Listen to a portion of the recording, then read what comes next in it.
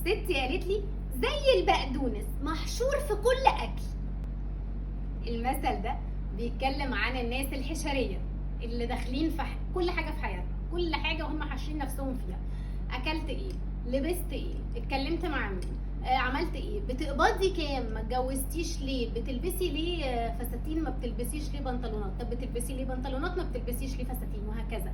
الناس اللي حاشره نفسها في كل حاجه، فيقول لك عامل زيه زي البقدونس، حاشر نفسه في كل اكل. عشان البقدونس من الحاجات اللي بتدي طعم حلو للاكل، فبنحطها في اكلات كتير او منتشر وجوده في اكلات كتير. فشبهوا الشخص الحشري بالبقدونس، مع احترامنا الشديد للبقدونس وان احنا بنحبه، بس الناس الحشريه ما بنحبش اكيد ان حد يتدخل في حاجه ما تخصوش.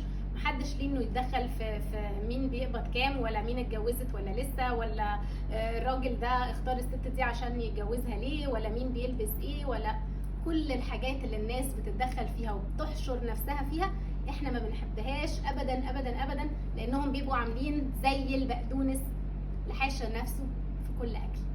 شكرا.